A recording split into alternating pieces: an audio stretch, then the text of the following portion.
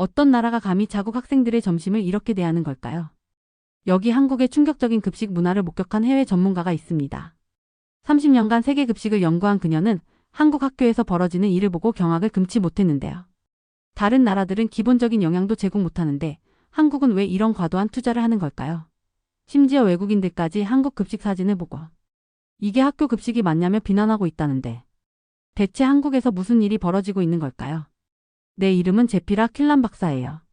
저는 평생을 급식 연구에 바쳐왔죠. 30년 동안 전 세계를 돌아다니며 아이들이 학교에서 무엇을 먹는지 조사했습니다. 그런데 어느 화요일 아침 제 이메일함에 도착한 사진 한 장이 모든 것을 바꿔놓았어요. 후쿠오카의 한 초등학교에서 찍힌 급식 사진이었죠. 밥 한 공기, 된장국, 닭고기 튀김 한 조각, 그리고 우유 한 팩. 그게 전부였습니다. 처음엔 실수라고 생각했어요. 아픈 아이를 위한 특별식이겠거니 했죠. 하지만 진실은 충격적이었습니다. 이게 바로 일본의 표준 급식이었던 거예요. 620칼로리. 성장기 아이들에게 턱없이 부족한 양이었죠. 그런데 더 놀라운 건 관계자들의 반응이었어요. 닭고기 한 조각은 쇼와 시대부터 이어져 온 전통입니다. 라고 말하더군요. 전통이 영양실조를 정당화할 수 있다는 듯이 말이죠. 제 연구실 벽에는 세계 각국의 급식 사진들이 가득했어요. 프랑스 아이들은 4가지 코스 요리를 먹고 있었습니다. 핀란드에서는 신선한 야채와 생선이 나왔죠. 브라질조차도 콩과 고기, 채소가 골고루 담긴 접시를 제공하고 있었어요. 그런데 세계에서 가장 부유한 나라 중 하나인 일본의 아이들은 왜 이런 빈약한 식사를 하고 있을까요? 인터넷에 올라온 학부모들의 반응은 폭발적이었습니다. 우리 아이가 교도소 밥을 먹고 있어요 라는 댓글이 수천 개씩 달렸죠. 도쿄의 한 엄마는 더 충격적인 사진을 공유했어요. 밥 위에 손가락만 한 생선 조각이 올려진 급식 사진이었습니다. 전쟁 때도 이것보단 나았을 거예요 라고 그녀는 썼더군요. 저는 즉시 일본으로 향했어요. 직접 확인하지 않고는 믿을 수 없었거든요. 첫 번째로 방문한 곳은 오사카의 한 공립초등학교였습니다. 급식 시간 저는 아이들이 받는 음식을 보고 할 말을 잃었어요. 사진으로 본 것보다 실제는 더 처참했죠. 작은 플라스틱 쟁반에 담긴 밥은 어른 주먹 크기였고 국에는 두부 조각 몇 개가 떠 있었습니다. 반찬이라고는 콩나물 무침이 전부였어요. 6학년 남자아이 하나가 배고픈 표정으로 빈 그릇을 바라보고 있었죠. 선생님께 더 달라고 할 수도 없었습니다. 예산이 정해져 있었으니까요.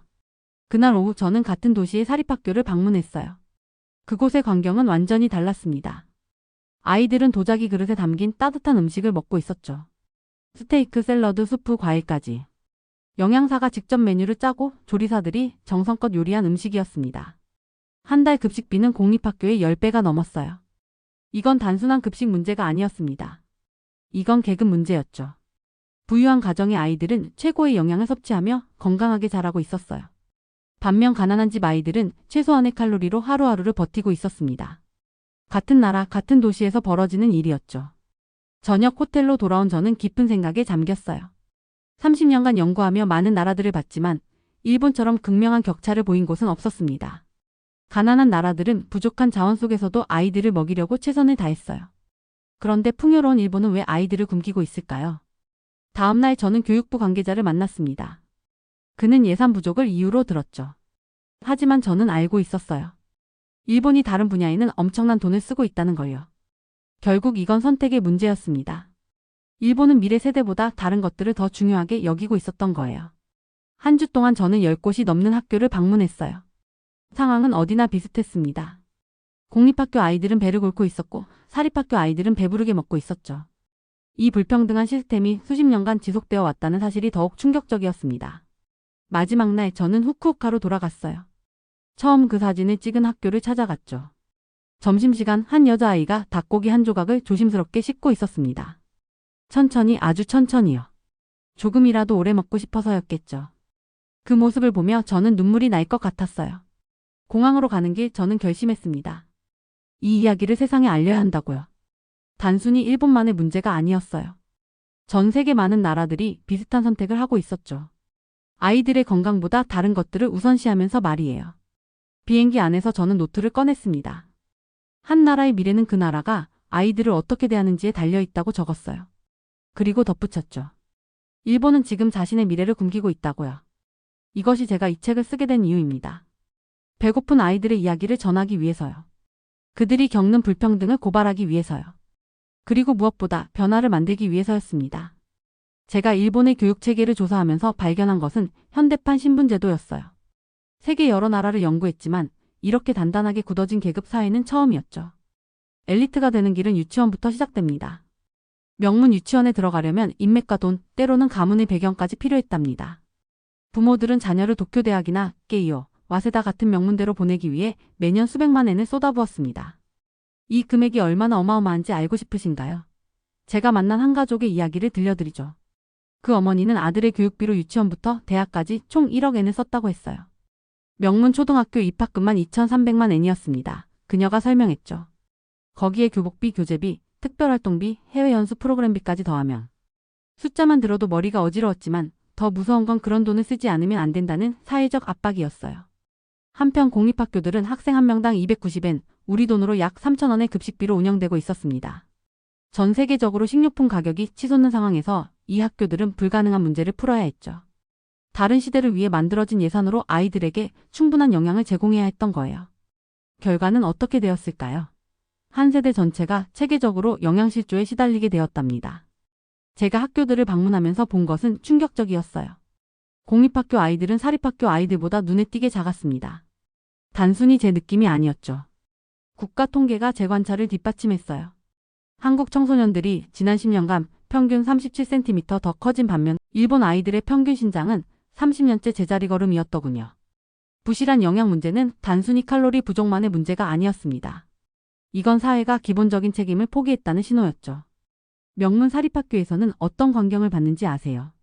계절별 식재료를 사용한 정성스러운 식사, 전문 셰프가 준비한 요리, 영양사가 설계한 식단이 있었어요. 아이들은 음식 문화를 배우고 올바른 영양 섭취 방법을 익히며 건강한 식습관을 형성했습니다. 그런데 공립학교 아이들은요?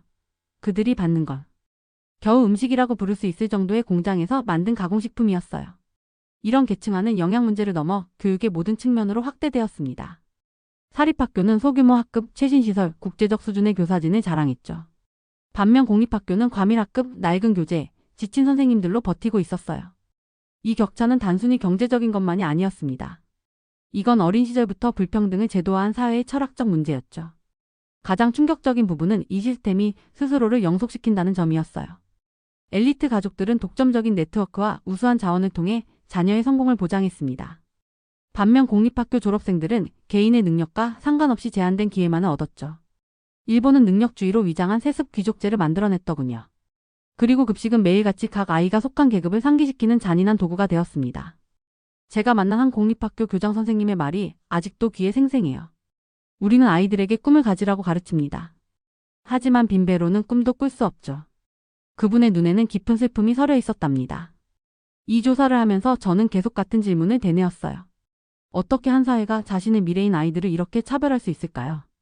태어난 가정의 경제력에 따라 받는 교육과 영향이 달라지는 것이 정당한가요? 더 가슴 아픈 건 이런 현실을 모두가 알면서도 바꾸려 하지 않는다는 점이었습니다. 부유한 부모들은 자녀의 특권을 지키려 했고 정치인들은 표를 잃을까봐 개혁을 외면했죠. 그 사이에서 수백만 명의 아이들이 제대로 된 한 끼도 먹지 못한 채 자라고 있었어요. 제가 방문한 한 공립초등학교의 급식 시간을 잊을 수가 없습니다. 아이들은 작은 쟁반에 담긴 빈약한 음식을 받아들었어요. 밥 한 공기, 된장국, 그리고 손톱만 한 크기의 고기 조각 하나. 그게 전부였죠. 한 아이가 조용히 물었습니다. 선생님, 오늘은 특별한 날인가요? 고기가 나왔어요. 그 순간 저는 깨달았습니다. 이 아이들에게는 일주일에 한 번 나오는 작은 고기 조각조차 특별한 일이었다는 것을요. 바로 그날 오후 저는 같은 도시의 사립학교를 방문했어요. 그곳의 점심 메뉴는 완전히 달랐죠. 신선한 샐러드, 구운 생선, 계절 과일, 수제 디저트까지. 아이들은 남은 음식을 아무렇지 않게 버렸습니다. 그들에게 이런 식사는 당연한 일상이었으니까요. 두 학교 사이의 거리는 불과 5km였지만 그 격차는 마치 다른 나라, 아니 다른 세계처럼 느껴졌답니다. 저는 처음에 의심스러운 마음으로 한국으로 향했어요. 정말로 어떤 나라가 모든 아이들에게 최고의 급식을 제공할 수 있을까요? 한국 학교 급식이 레스토랑. 음식보다도 좋다는 인터넷 동영상들은 너무 믿기 어려워 보였죠. 하지만 서울에 도착한 지 몇 시간도 안 되어서 제 평생 본 적 없는 놀라운 광경을 목격하게 되었습니다. 부산의 배정고등학교에서 저는 교육에 대한 제 생각을 완전히 바꿔놓은 철학을 만났어요. 공부하려면 제대로 먹어야 한다는 거였죠. 목요일 특별급식은 예외적인 일이 아니었습니다. 아이들의 건강을 진심으로 생각하는 체계적인 노력이었어요. 주방 직원들이 장어덮밥을 준비하는 모습을 봤는데 학생 한 명 한 명이 일본에서는 일주일치 급식비에 해당하는 통장어를 받더군요. 아이들은 이런 음식을 특별한 대접이라고 생각하지 않았어요. 좋은 음식을 먹는 것은 당연한 권리라고 여겼죠. 선생님들은 급식 프로그램이 어떻게 더 큰 사회적 합의를 반영하는지 설명해 주셨습니다. 모든 아이는 가족의 수입과 관계없이 질 좋은 교육과 영향을 받을 자격이 있다는 거였어요. 이건 자선이 아니었습니다. 기본적인 사회 정책이었죠. 저는 몇 주 동안 한국의 급식 준비 과정을 관찰했어요. 주방은 전문 레스토랑처럼 운영되고 있었죠. 훈련받은 요리사들이 맛과 영양, 그리고 문화 교육까지 고려해서 메뉴를 만들었습니다. 학교들은 가공된 김치를 사는 대신 직접 김치를 담갔어요. 고급 과일과 정성껏 준비한 단백질 음식, 그리고 건강한 식습관을 기르도록 돕는 채소들을 제공했죠. 일본과의 차이는 뚜렷했지만 더 깊은 깨달음은 철학적인 면에서 왔어요. 한국 사회는 아이들을 먹이고 가르치는 일을 개인의 부담이 아닌 공동의 책임으로 보고 있었습니다. 물론 부모들도 자녀의 영양에 깊은 관심을 가지고 있었죠. 하지만 그들은 가정 형편 때문에 어떤 아이도 불이익을 받지 않도록 하는 시스템을 만들어냈어요. 그 결과는 어디서나 눈에 띄었습니다. 한국 아이들은 주변 국가의 또래들보다 더 건강하고 활기차 보였어요. 학업 성적도 더 좋았죠. 급식에 대한 투자는 비용이 아니었습니다. 국가 발전 전략의 기초였어요. 더욱 인상적인 것은 한국 음식 문화가 진정성을 유지하면서도 세계적인 인정을 받고 있다는 점이었죠. 외국인의 입맛에 맞추려고 요리법을 바꾼 다른 나라들과 달리 한국은 항상 해왔던 그대로의 방식으로 음식을 세계에 내보냈습니다. 매운 떡볶이, 발효된 김치, 강렬한 맛들이 타협 없이 진짜 모습 그대로 국제시장을 정복했어요. 이런 진정성은 더 깊은 문화적 자신감을 보여주었죠. 한국만이 세계의 부러움을 사며 진정한 선진국의 자격을 보여주고 있었습니다. 이 나라는 단순히 경제적으로만 발전한 게 아니었어요. 올바른 우선순위가 어떻게 지속 가능한 번영을 만들어내는지 보여주었죠. 제가 방문한 여러 학교에서 같은 패턴을 발견했어요. 아침을 못 먹고 온 학생들을 위한 조식 프로그램, 방과 후에도 제공되는 간식, 알레르기나 종교적 이유로 특별식이 필요한 학생들을 위한 세심한 배려까지. 모든 것이 체계적으로 준비되어 있었습니다. 영양사 선생님과의 대화가 특히 기억에 남아요. 우리는 단순히 배를 채우는 게 아니에요. 아이들의 미래를 만들고 있죠. 그분의 말씀처럼 매일 제공되는 균형 잡힌 식단은 학생들의 집중력과 학습 능력에 직접적인 영향을 미치고 있었습니다. 한국의 급식 시스템은 단순한 복지 정책을 넘어서는 것이었어요. 그것은 국가가 미래 세대에 대해 가진 약속이었죠. 모든 아이가 잠재력을 발휘할 수 있도록 기본적인 조건을 보장하는 것. 이것이 바로 한국이 보여준 진정한 선진국의 모습이었습니다. 제가 한국에서 본 것은 단순히 좋은 급식이 아니었어요. 그것은 사회가 무엇을 가장 중요하게 여기는지를 보여주는 거울이었죠. 한국은 아이들의 건강과 교육을 최우선으로 두었고 그 결과는 놀라웠습니다. 건강하고 활기찬 아이들, 높은 학업 성취도, 그리고 무엇보다 자신들이 소중히 여겨진다는 것을 아는 아이들의 자신감 있는 표정들. 이것이 바로 제가 한국에서 발견한 기적이었어요. 돈이나 기술의 기적이 아닌 올바른 가치관과 우선순위가 만들어낸 진짜 기적이었죠. 제 연구가 국제적으로 확대되면서 한국 음식 문화가 조롱에서 존경으로 놀랍게 변화한 여정을 추적했어요. 미국 학교들에서 저는 이전 세대들이 부끄러워서 숨겼을 한국 도시락을 자랑스럽게 들고 다니는 아이들을 만났죠. 이 변화는 단순히 입맛이 바뀐 것 이상을 의미했습니다. 이것은 한국이 세계적인 문화 리더로 부상했다는 것을 반영하는 것이었어요. 저는 한국계 미국인 가족들과 그들의 경험에 대해 인터뷰했습니다. 나이든 이민자들은 아이들이 조롱을 피하기 위해 한국 도시락을 버렸던 아픈 기억들을 공유했죠. 저는 화장실 칸막이에서 먹곤 했어요. 한 어머니가 고백했습니다. 다른 아이들이 우리 음식이 이상한 냄새가 난다고 했거든요. 그 트라우마는 깊게 자리 잡아서 여러 세대의 문화적 정체성과의 관계에 영향을 미쳤더군요. 하지만 오늘날의 아이들은 완전히 다른 현실을 경험하고 있었어요. 미국인 친구들이 한국 요리를 요청하고 선생님들이 한국 문화의 날을 조직하며 한국 식당들이 교회 지역 곳곳에 늘어나고 있었죠. 이 역전 현상은 너무나 완벽해서 일부 한국인 부모들은 한국인이 아닌 아이들로부터 전통 도시락에 대한 수요를 충족시키는데 어려움을 겪을 정도였습니다. 저는 이 현상을 미국을 넘어서도 관찰했어요. 유럽 학교들, 캐나다 교육기관들, 그리고 호주 교실들에서 한국 급식 스타일이 다양한 인구층 사이에서 인기를 얻고 있었죠. 그 매력은 단순한 새로움이 아니었습니다. 현지의 대안들과 비교했을 때 우수한 영양과 세심한 준비에 대한 인식이었어요. 특히 미국 학교 음식과의 대조가 두드러졌습니다. 저는 냉동 피자, 전자레인지에 데운 햄버거, 가공된 치킨 너겟을 통조림, 야채와 함께 제공하는 수십 개의 학교를 방문했죠. 그 부실한 품질은 일본 급식이 관대해 보일 정도였답니다. 부모들은 점점 더 한국식 접근법을 개혁의 모델로 인식하게 되었어요. 이러한 세계적인 인정은 한국 교육 철학에 대한 제 전문적인 관찰을 확증해 주었습니다. 이 나라는 우연이 아니라 아동 복지를 의도적으로 우선시함으로써 다른 나라들이 부러워하는 시스템을 만들어냈죠. 이러니 한국 애들만 사람 같았지는 단순한 인터넷 밈을 넘어서 아동 발달에 대한 한국식 접근법에 대한 진정한 감사를 반영하게 되었어요. 문화적 변화는 심오했습니다. 한국 음식은 부끄러움의 대상에서 세련됨의 상징으로 변모했죠. 김치가 고급 레스토랑에 등장하고 한국 요리 프로그램이 주류 시청자들을 확보하며 음식 블로거들이 한국 재료를 슈퍼푸드로 홍보하게 되었어요. 이 변화는 한국 문화가 점점 더 인위적인 세계에서 진정성을 제공했기 때문에 일어났습니다. 제 연구는 음식 문화가 어떻게 더 넓은 국가적 가치를 반영하는지를 밝혀냈어요. 한국은 핵심 원칙을 타협하기를 거부했기 때문에 세계적으로 성공했죠. 다른 나라들이 외국의 수용을 위해 그들의 전통을 조정하는 동안 한국은 진정한 맛과 방법을 유지했습니다. 이러한 자신감은 타협보다 더 매력적이라는 것이 증명되었어요. 세계 각지에서 만난 교육자들은 한국 모델을 연구하기 시작했더군요. 그들은 단순히 요리법을 복사하는 것이 아니라 그 배경에 있는 철학을 이해하려고 노력했습니다. 아이들의 건강과 행복을 최우선으로 하는 것, 신선한 재료를 고집하는 것, 그리고 식사 시간을 교육의 연장선으로 보는 것, 이 모든 것이 한국 접근법의 핵심이었죠. 저는 한 미국 학교 관리자가 한국 급식 시스템을 도입하려고 시도하는 것을 목격했어요. 그녀는 예산 제약과 기존 공급 업체들의 저항에 직면했지만 포기하지 않았습니다. 우리 아이들도 한국 아이들처럼 좋은 음식을 먹을 자격이 있어요. 그녀가 말했죠. 이런 태도의 변화가 전 세계적으로 일어나고 있었습니다. 한국 음식의 세계화는 또한 한국인들 자신에게도 영향을 미쳤어요. 젊은 세대의 한국인들은 자신들의 문화적 유산에 대해 새로운 자부심을 느끼기 시작했죠. 해외에서 한국 음식이 인정받는 것을 보면서 그들은 자신들이 당연하게 여겼던 것의 가치를 재발견했습니다. 이 현상은 음식을 넘어서 확장되었어요. 한국의 교육 방법, 육아 철학, 그리고 사회적 가치관들이 국제적인 주목을 받기 시작했죠. 전 세계의 부모들이 한국 부모들이 어떻게 자녀를 키우는지, 어떻게 교육을 중시하는지, 그리고 어떻게 가족 중심의 문화를 유지하는지에 대해 궁금해했습니다. 저는 이러한 관심이 단순한 유행이 아니라는 것을 깨달았어요. 이것은 근본적인 인식의 변화였죠.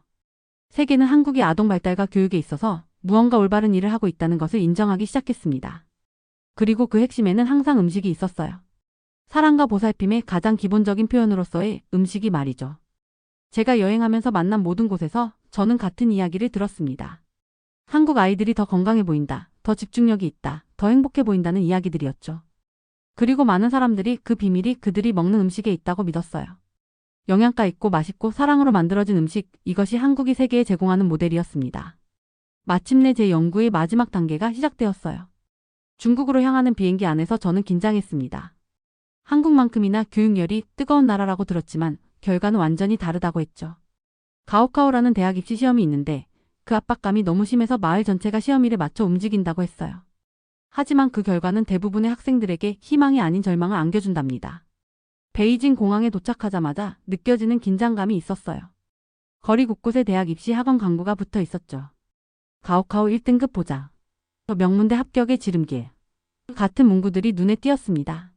한국의 학원가와 비슷해 보였지만 뭔가 더 절박한 분위기가 느껴졌어요. 첫날 저는 베이징의 한 고등학교를 방문했습니다. 아침 6시 학교 앞은 이미 학생들로 가득했죠. 그들의 얼굴에는 피곤함이 가득했어요. 한 학생에게 물어보니 새벽 4시에 일어나서 공부를 시작한다고 했습니다. 하루에 16시간씩 공부한다는 거예요. 믿기 어려웠지만 그게 현실이었죠. 교실 안 풍경은 더욱 충격적이었어요. 책상 위에는 교과서와 문제집이 산처럼 쌓여 있었습니다. 학생들은 쉬는 시간에도 책을 놓지 않았죠. 점심시간마저 10분으로 단축되어 있었어요. 급하게 밥을 먹고 다시 공부로 돌아가는 모습이 안타까웠습니다. 더 놀라운 건 부모님들의 희생이었어요. 많은 가족들이 입시가 쉬운 지방으로 이사를 간다고 했죠. 베이징이나 상하이 같은 대도시는 경쟁이 너무 치열해서 조금이라도 합격 가능성을 높이려고 온 가족이 이주하는 거예요. 어떤 부모님들은 평생 모은 돈을 모두 자녀 교육에 쏟아붓고 있었습니다. 가오카오의 현실은 잔인했어요. 전체 수험생 중 단 2%만이 명문대에 갈 수 있다고 했죠. 나머지 98%는 어떻게 될까요? 많은 학생들이 공장에서 일하거나 시골로 돌아가야 한답니다. 12년 동안 죽도록 공부했는데 단 하루의 시험으로 모든 게 결정되는 거예요. 한국 교육과 비교해보니 차이가 명확했습니다. 한국도 입시 경쟁이 치열하지만 적어도 대부분의 학생들이 대학에 갈 기회는 있었어요.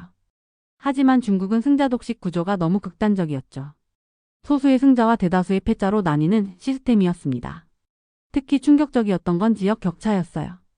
베이징의 명문 고등학교와 시골 학교의 차이는 하늘과 땅이었죠. 도시 학교는 최신 시설과 우수한 교사진을 갖추고 있었지만 농촌 학교는 기본적인 교재조차 부족했습니다. 이건 일본의 교육 격차보다도 더 심했어요. 급식 상황도 마찬가지였습니다. 베이징의 부유한 학교에서는 영양가 있는 식사가 제공되었죠.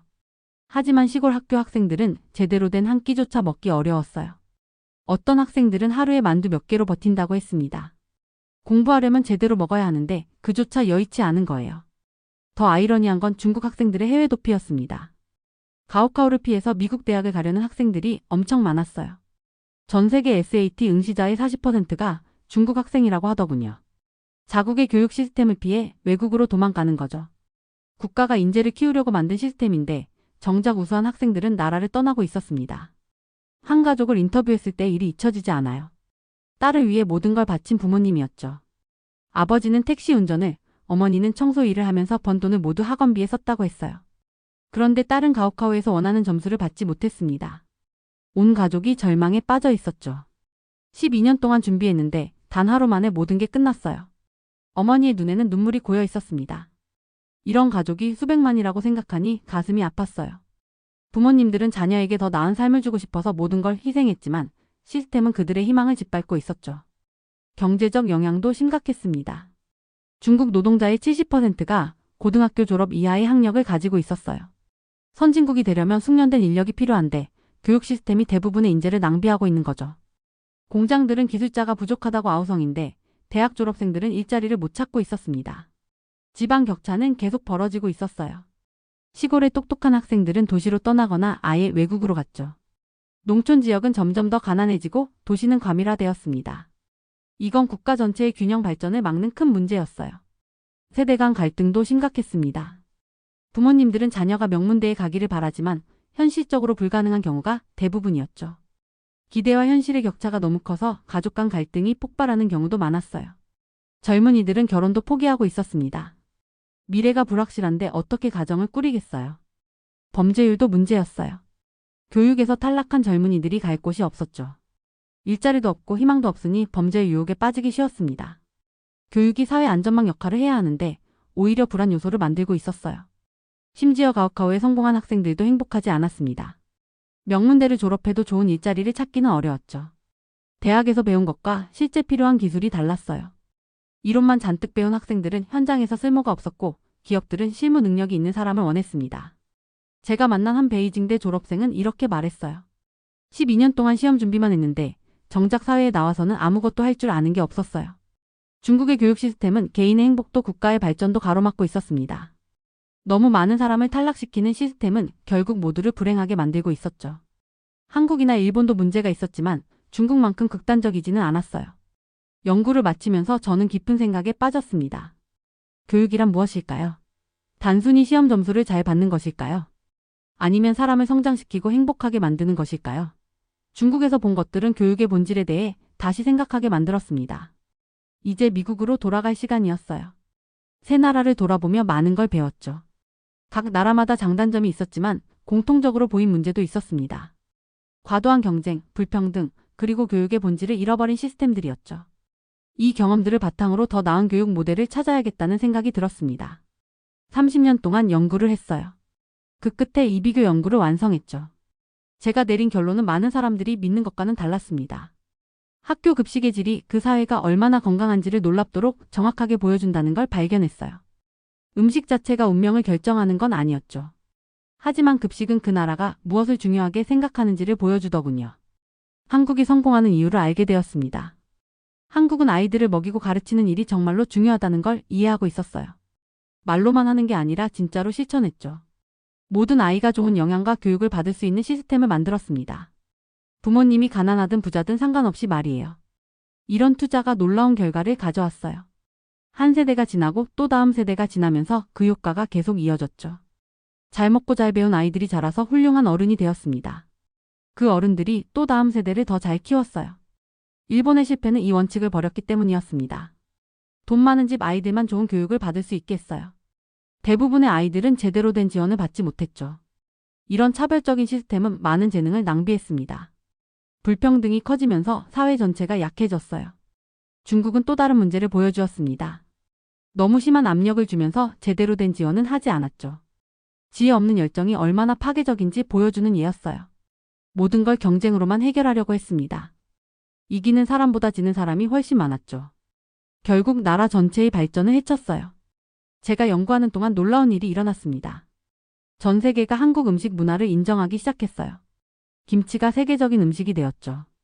K-파프만큼이나 K-푸드가 유명해졌습니다. 이건 우연이 아니었어요. 나라가 성공하려면 자기만의 진짜 가치를 지키면서도 모든 사람이 필요로 하는 것을 제공해야 한다는 걸 보여주었습니다. 한국은 전통적인 음식 문화를 지키면서도 현대적인 영양 기준을 충족시켰어요. 아이들이 맛있게 먹으면서도 건강하게 자랄 수 있게 했죠.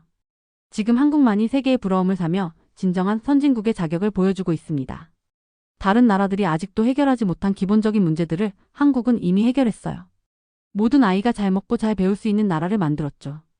제가 전 세계 정책 결정자들에게 드리고 싶은 조언이 있어요. 작은 개혁을 여기저기 하는 것보다 체계적인 접근이 필요합니다. 첫째, 학교 급식은 모든 아이에게 제공되어야 해요. 질도 좋아야 하고 충분한 예산도 필요하죠. 둘째, 교육 시스템은 소수의 엘리트만을 위한 게 아니라 모든 아이가 훌륭한 교육을 받을 수 있게 해야 합니다. 가장 중요한 건 이거예요. 아이들에게 투자하는 것이 다른 모든 것의 기초가 된다는 걸 인정해야 합니다. 아이들이 잘 자라야 나라가 발전할 수 있어요. 이건 너무나 당연한 진리인데 많은 나라가 이걸 잊고 있었죠. 이러니 한국 애들만 사람 같았지라는 말의 교훈은 한국이 우월해서가 아니었습니다. 한 나라가 진심으로 아이들의 복지를 최우선으로 할 때 무엇이 가능한지를 보여준 거예요. 모든 사회가 자기 아이들을 제대로 먹이고 가르칠 수 있습니다. 문제는 그렇게 할 지혜와 의지가 있느냐는 거죠. 부자 나라든 가난한 나라든 선택할 수 있어요. 아이들을 위해 투자할 것인가 아니면 쇠퇴를 받아들일 것인가. 제 연구를 마치면서 확신하게 되었습니다. 미래는 이 근본적인 진리를 이해하는 나라들의 것이에요. 아이들이 행복하게 자라는 나라가 결국 성공하더군요. 아이들이 고통받는 나라는 아무리 지금 잘 나가도 결국 실패했습니다. 한국이 앞으로 나아갈 길을 보여주었어요. 이제 남은 질문은 이거예요. 누가 이 길을 따라올 것인가? 어떤 나라가 자기 아이들을 위해 진짜 투자를 할 것인가? 제가 30년 동안 연구하면서 본 것들이 이제 현실이 되고 있습니다. 한국 아이들이 세계에서 가장 건강하고 똑똑하게 자라고 있어요. 한국 문화가 세계적으로 인정받고 있죠. 이건 우연이 아니었습니다. 아이들을 잘 키운 결과였어요. 제대로 먹이고 제대로 가르치고 제대로 사랑한 결과였죠. 이것이 제가 발견한 가장 중요한 진리입니다. 앞으로도 이 진리는 변하지 않을 거예요. 아이들을 소중히 여기는 나라가 미래를 이끌어갈 겁니다. 한국이 그 증거를 보여주고 있죠. 이제 다른 나라들도 깨달았으면 좋겠어요. 아이들은 미래입니다. 그들을 잘 키우는 것이 가장 중요한 일이에요. 이걸 아는 나라만이 진정한 선진국이 될 수 있습니다.